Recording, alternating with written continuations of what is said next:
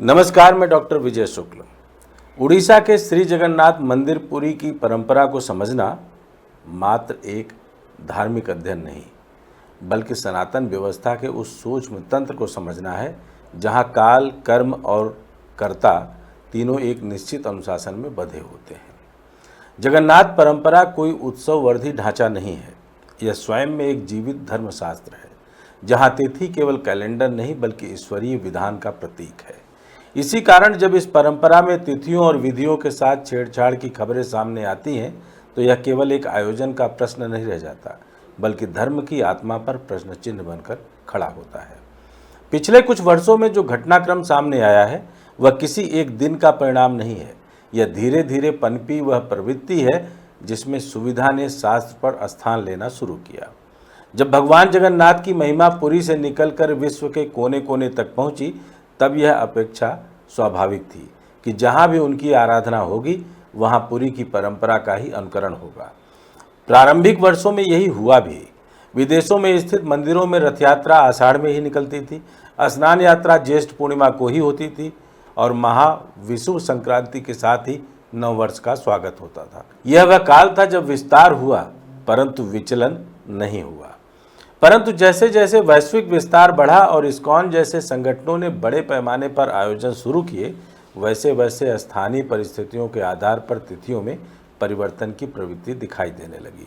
इसे सुविधा का नाम दिया गया, भागीदारी का तर्क दिया गया और धीरे धीरे यह विचार स्थापित होने लगा कि यदि भाव शुद्ध है तो तिथि का अंतर महत्वहीन है। यही वह बिंदु था जहाँ सनातन व्यवस्था की मूल भावना को अनदेखा किया जाने लगा, क्योंकि यहाँ भाव और विधि दोनों का संतुलन ही धर्म को पूर्ण बनाता है, केवल भाव नहीं। इसी चरण में पहली गंभीर चेतावनियां सामने आई। पुरी की परंपरा से जुड़े विद्वानों और सेवायतों ने स्पष्ट कहा कि यह तिथि बदलती है तो अनुष्ठान का आध्यात्मिक आधार भी बदल जाता है। यह केवल बाहरी आयोजन नहीं बल्कि एक निश्चित काल चक्र में संपन्न होने वाली प्रक्रिया है। इसी संदर्भ में शंकराचार्य निश्चलानंद सरस्वती का हस्तक्षेप अत्यंत महत्वपूर्ण रहा। उन्होंने बार बार यह स्पष्ट किया कि जगन्नाथ परंपरा में मनमाना परिवर्तन सनातन धर्म के लिए घातक संकेत है। उनके शब्दों में यह केवल परंपरा का उल्लंघन नहीं बल्कि धर्म के मूल स्वरूप के साथ समझौता है। शंकराचार्य का यह दृष्टिकोण केवल एक मत नहीं बल्कि शास्त्र सम्मत चेतावनी है, जिसे अनदेखा करना किसी भी दृष्टि से उचित नहीं कहा जा सकता। इसी को आगे बढ़ाते हुए पुरी के गजपति महाराज की भूमिका उस अदृश्य धुरी की तरह है जिस पर पूरी परंपरा टिकी हुई है। गजपति महाराज दिव्य सिंह देव केवल एक शासक नहीं बल्कि भगवान जगन्नाथ के आदि सेवक हैं। यह पद केवल प्रशासनिक नहीं बल्कि आध्यात्मिक उत्तरदायित्व से जुड़ा हुआ है। जब तिथियों के साथ हो रहे इस विचलन की गंभीरता स्पष्ट हुई, तब गजपति महाराज ने इसे केवल एक आयोजनगत समस्या नहीं माना बल्कि इसे श्रद्धालुओं की आस्था के साथ सीधा संबंध बताया। उनका यह कथन कि इस प्रकार के बदलाव से करोड़ों भक्तों की भावनाएं आहत होती हैं, इस बात को स्पष्ट करता है कि यह विषय केवल विधि का नहीं विश्वास का भी है। विवाद का निर्णायक स्वरूप 19 अक्टूबर 2025 के उस निर्णय के बाद सामने आया जब कई विदेशी मंदिरों में रथ यात्रा और स्नान यात्रा को शास्त्रीय तिथियों से अलग समय पर आयोजित किया गया। यह अपवाद नहीं रहा बल्कि एक स्थापित प्रवृत्ति बन गई, या यूं कहें कि इसको सबने टेकन ग्रांटेड मान लिया। यही वह क्षण था जब श्री जगन्नाथ टेम्पल एडमिनिस्ट्रेशन यानी SJTA को औपचारिक रूप से हस्तक्षेप करना पड़ा। यह हस्तक्षेप किसी संस्था के आधार का प्रदर्शन नहीं बल्कि परंपरा की रक्षा का दायित्व था। 2026 में जारी निर्देश इसी दायित्व का परिणाम है। SJTA ने स्पष्ट शब्दों में कहा कि जगन्नाथ परंपरा के प्रमुख उत्सव केवल शास्त्र और पुरी की परंपरा के अनुसार निर्धारित तिथियों पर ही मनाए जाएंगे। यह भी कहा गया कि छोटे मंदिर अपनी सीमाओं के कारण सभी उत्सव नहीं मना सकते, परंतु जिन उत्सवों को मनाया जाता है उनमें तिथि का पालन अनिवार्य है।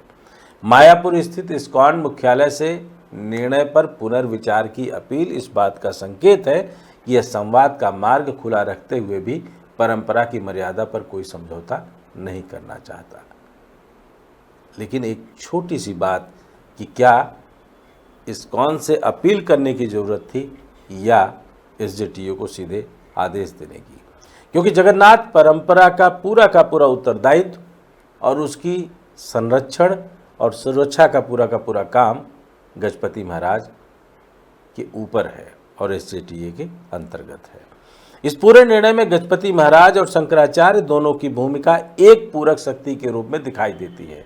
एक ओर शंकराचार्य सनातन धर्म के दार्शनिक और शास्त्रीय पक्ष के प्रतिनिधि है, तो दूसरी ओर गजपति महाराज उस परंपरा के जीवंत संरक्षक है जो पुरी में प्रत्यक्ष रूप से संचालित होती है।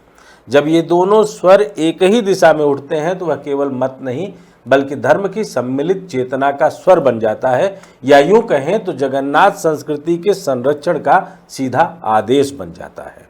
यदि इस पूरे घटनाक्रम को एक जानकार दृष्टि से देखा जाए तो यह स्पष्ट होगा कि यह केवल तिथियों का विवाद नहीं है, बल्कि यह उस मूल प्रश्न से जुड़ा है कि क्या सनातन व्यवस्था को सुविधा के अनुसार ढाला जा सकता है। जगन्नाथ परंपरा का उत्तर साफ और स्पष्ट है। यह व्यवस्था स्वयं समय को नियंत्रित करती है, यह समय के अनुसार नहीं चलती। यही इसकी शक्ति है और यही इसकी मर्यादा भी। आज जो निर्णय सामने आया है वह केवल एक प्रशासनिक आदेश नहीं बल्कि एक पुनर्स्मरण है कि धर्म का स्वरूप तभी तक अक्षुण्ण रहता है जब तक उसकी मर्यादाएं अक्षुण्ण रहती हैं। जगन्नाथ परंपरा की रक्षा के लिए समय समय पर आवाज़ उठती रही है, कभी सेवायतों के माध्यम से, कभी शंकराचार्य के माध्यम से, तो कभी गजपति महाराज के माध्यम से, और आज वह स्वर एक स्पष्ट निर्देश के रूप में हमारे सामने है। अब यह केवल संस्थाओं की जिम्मेदारी नहीं बल्कि प्रत्येक श्रद्धालु की भी जिम्मेदारी है कि वह इस परंपरा को उसी शुद्धता के साथ आगे बढ़ाए जैसा उसे विरासत में मिला है, क्योंकि अंततः यह केवल एक परंपरा नहीं बल्कि स्वयं प्रभु जगन्नाथ की इच्छा का विस्तार है। हमें लगता है कि एसजेटीए का आज का आदेश सनातन सभ्यता और जगन्नाथ परंपरा के निर्वहन का सीधा संदेश है और इसको हर एक जगन्नाथ प्रभु से जुड़ा हुआ भक्त और हर एक संस्थान पालन करेगी, ऐसी उम्मीद जताई जा रही है। जय जगन्नाथ, जय हिंद, जय भारत, वंदे मातरम।